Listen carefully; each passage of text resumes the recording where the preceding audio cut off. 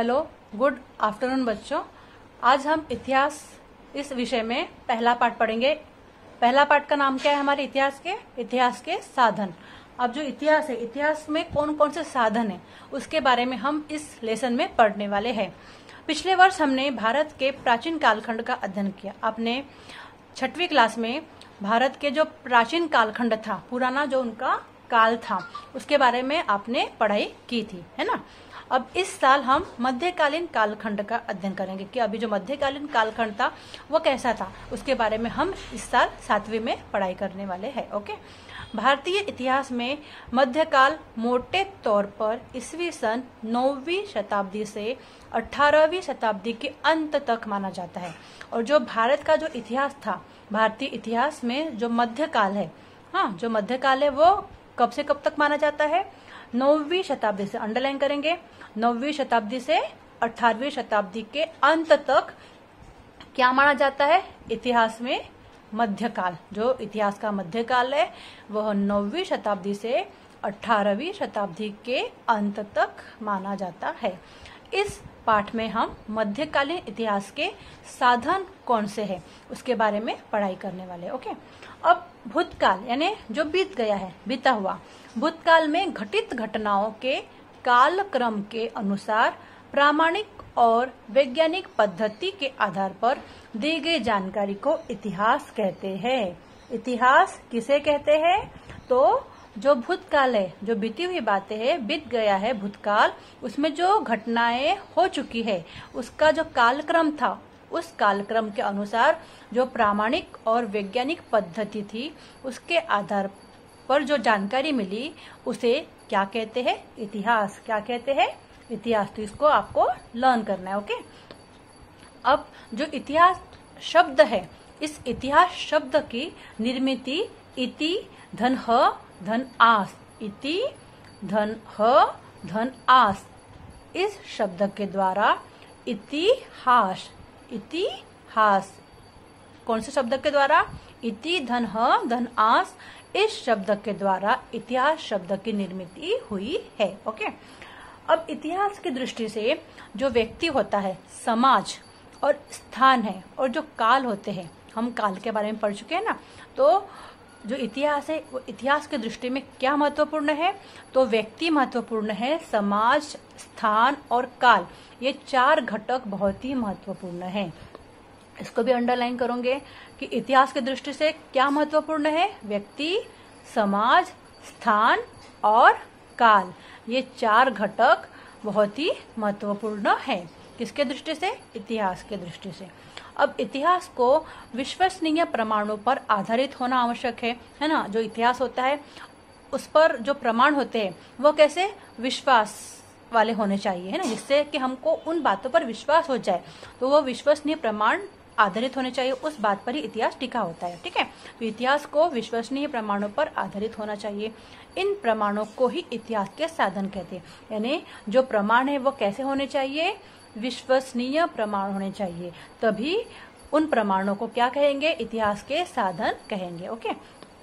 हम इन साधनों का, अब जो इतिहास के साधन है, उन इतिहास के साधनों का वर्गीकरण 3 प्रकार से किया गया है। कौन से? भौतिक साधन, लिखित साधन और मौखिक साधन। यानी इतिहास के साधनों का वर्गीकरण 3 प्रकार से किया गया है। पहला भौतिक साधन, दूसरा लिखित साधन और तीसरा मौखिक साधन। इस पाठ में हम भौतिक साधन के बारे में पढ़ने वाले हैं, लिखित साधन के बारे में पढ़ने वाले हैं और मौखिक साधनों के बारे में पढ़ने वाले हैं। जो इतिहास के साधन है जिनका 3 भागों में वर्गीकरण किया गया है, इनके बारे में हम इस पाठ में पढ़ने वाले। ओके। अब उनकी जानकारी जो है वो हम इतिहास के साधन इस पाठ में पढ़ेंगे। तो जिस ऐतिहासिक घटना का अध्ययन करना है, यानी जिस जो बीत चुकी हुई ऐतिहासिक जो घटना है, इतिहास की जो घटना है वो जो बीत चुकी है, उस घटना को हमें पढ़ना है, उस घटना का अध्ययन करना है। तो उससे संबंधित अनेक घटकों का विचार करना पड़ता है। यानी वो जो घटना है, उस घटना में क्या क्या हुआ था, तो उस घटना से जो भी संबंधित बातें हैं उन सभी बातों पर विचार करना पड़ता है। इसके लिए ऐतिहासिक साधनों का आधार लेना पड़ता है। अब उन बातों पर विचार करना है तो उसके लिए हमें क्या करना पड़ेगा, जो ऐतिहासिक साधन है जो है उनका हमें क्या लेना पड़ेगा, आधार लेना पड़ेगा और इन साधनों की जांच पड़ताल करना आवश्यक होता है। और जो ऐतिहासिक साधनों का जब हम आधार लेंगे तो वो साधन किस प्रकार के हैं, तो उन साधनों की जांच पड़ताल करना भी आवश्यक होता है। उनकी प्रामाणिकता और सत्यता, यानी वो जो साधन है वो उन साधनों की प्रामाणिकता और सत्यता की भी जांच पड़ताल करनी जरूरी होती है। इन साधनों का उपयोग अत्यंत सूझबूझ और विश्लेषणात्मक पद्धति द्वारा करना आवश्यक होता है। बहुत सोच समझकर और जो विश्लेषण पद्धति है उसके द्वारा इन साधनों का उपयोग करना पड़ता है।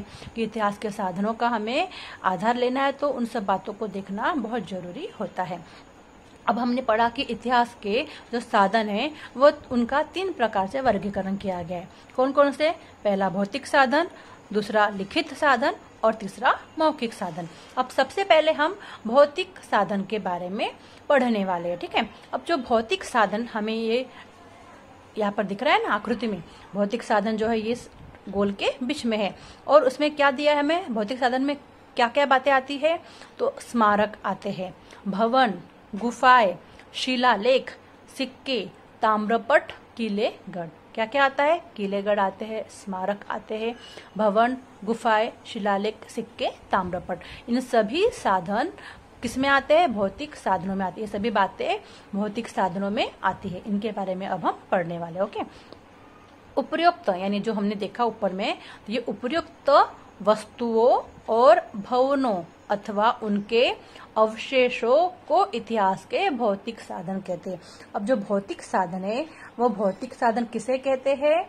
तो वस्तुओं और भवनों, भवन है ना, बहुत सारे भवन होते हैं इसलिए उनको भवनों कहते हैं, और वस्तुएं भी बहुत सारी होती है इसलिए उन्हें वस्तुओं कहते हैं, एक से अधिक है ना।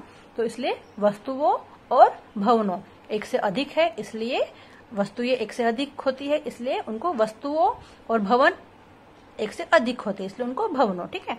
तो वस्तुओं और भवनों अथवा जो उनके बचे हुए अवशेष होते हैं उनको इतिहास के भौतिक साधन कहते हैं। भौतिक साधन किसे कहते हैं, समझ में आया?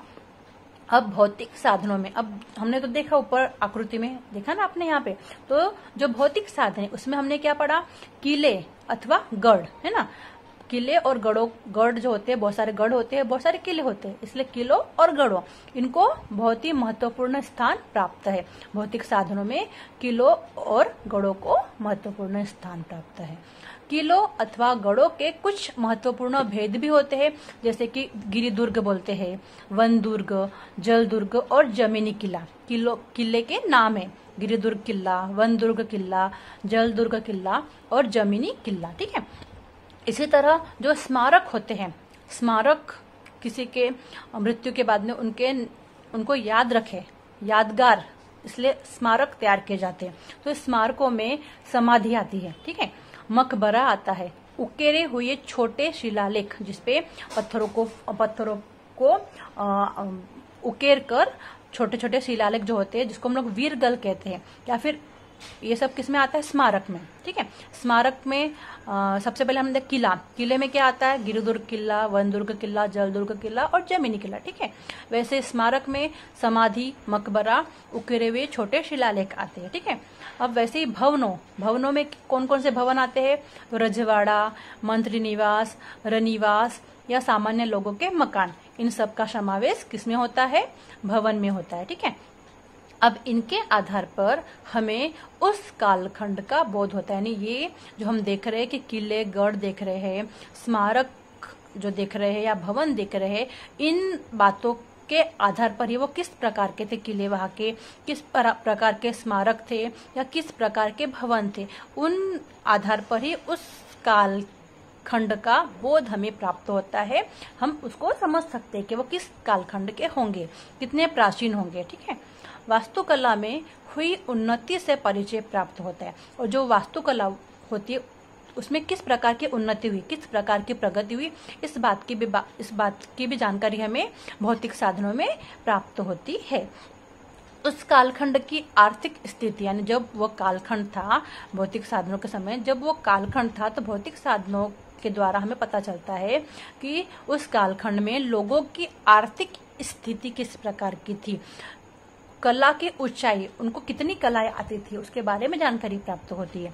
निर्माण कार्य शैली, वहां पर जो भी भवन बनाए जाते थे तो वो उसका निर्माण कार्य किस प्रकार से होता था, तो उनके निर्माण कार्य की शैली और लोगों के जीवन स्तर, लोगों का जीवन स्तर किस तरह का था, ये सभी जानकारी हमें भौतिक साधनों में उस कालखंड के अंतर्गत प्राप्त होती है। ओके, अब यहाँ पे आपको बताओ तो मैं दिया है कि सिक्कों द्वारा इतिहास की जानकारी किस प्रकार प्राप्त होती है।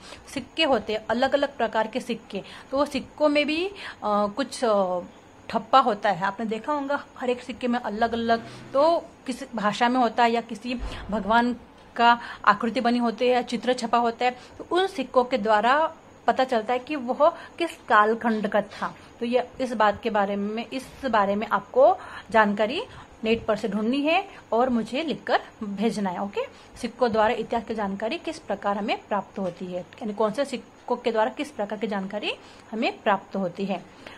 समझे, प्राचीन समय में कौड़ी, आपने तो नाम सुना ही होगा, आपके बड़े बुजुर्गों से आप नाम उनको पूछ भी सकते हैं। उनके समय में कौड़ी, दमड़ी, धेला, पाई, पैसा, आना, रुपया जैसे सिक्के प्रचलन में थे उन समय। तो आप अपने दादी या जो परदादी होंगी उनको भी आप ये सब बातें पूछ सकते हो। ओके, सिक्कों के कारण कुछ कहावतें, लोकोक्तियां भी प्रचलित हुई है।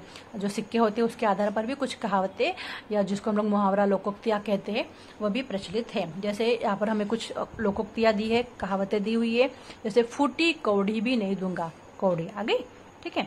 चमड़ी जाए पर दमड़ी न जाए, ठीक है, ये कौड़ी भी आ गया, ठीक है। दमड़ी आ गया यहाँ पर।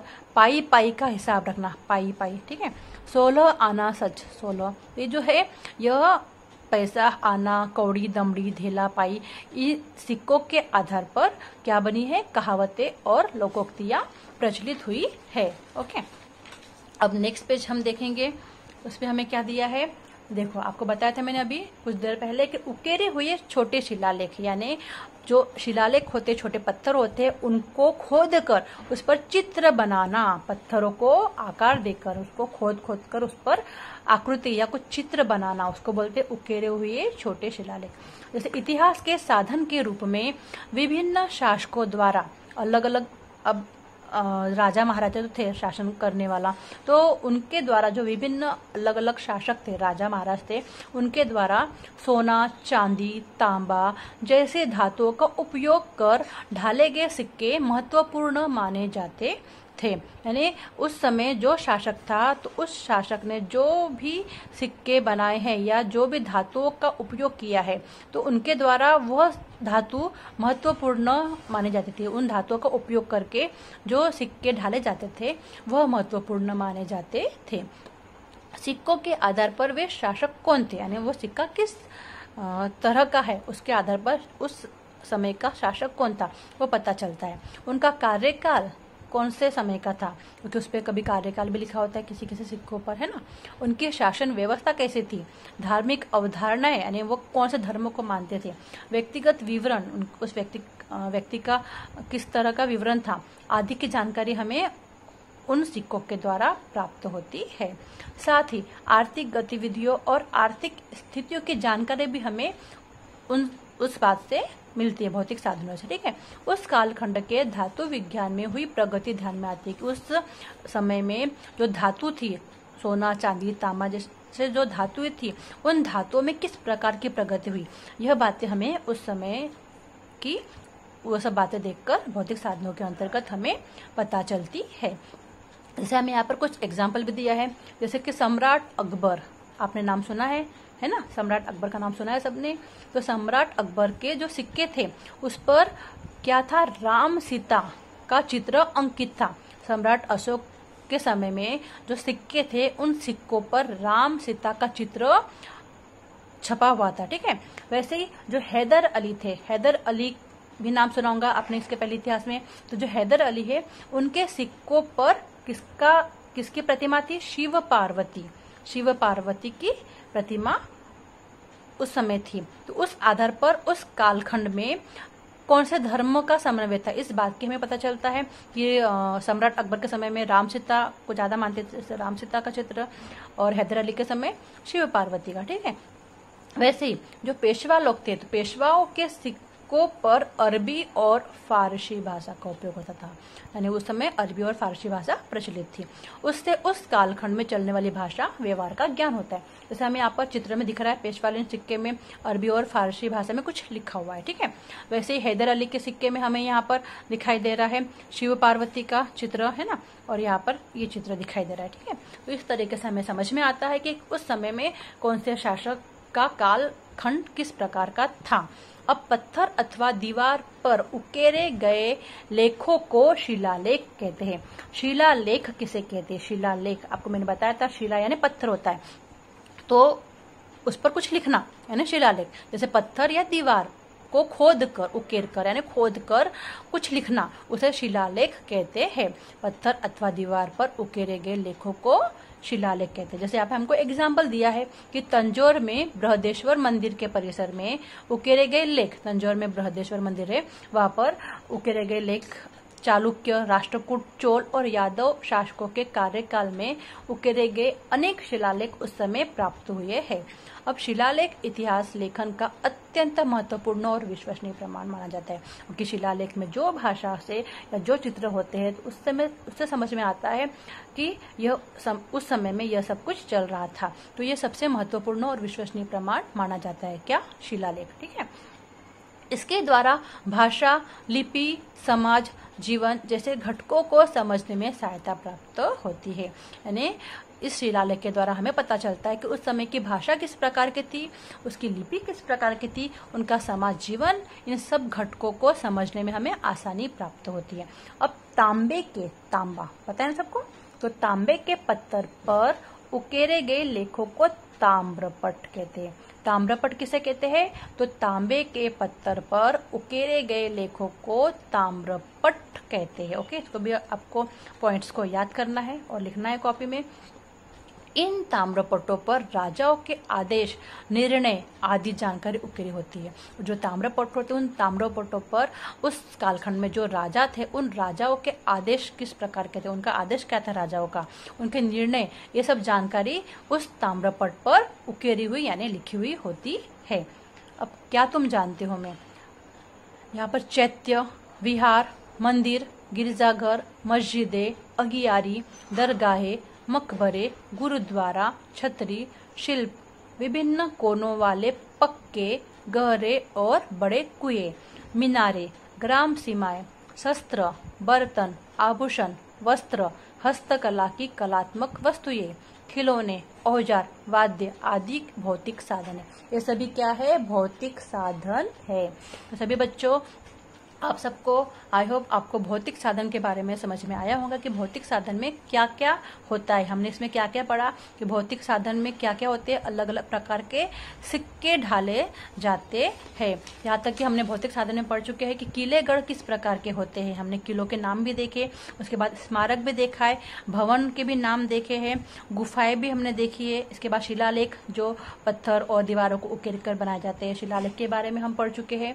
सिक्के भी देखे हैं, सोना चांदी तांबे के, है ना, ताम्रपट तांबे के पत्थर पर बनाए गए, किले और गढ़ के बारे में भी हम ये सब कुछ पढ़ चुके हैं। ठीक है, ये सभी बातें किसमें आती है? भौतिक साधनों में। ठीक है, तो आज हमने भौतिक साधन पढ़ा। नेक्स्ट पीरियड में हम लिखित साधन के बारे में पढ़ने वाले हैं। ओके, सो आज के लिए इतना ही। Good day.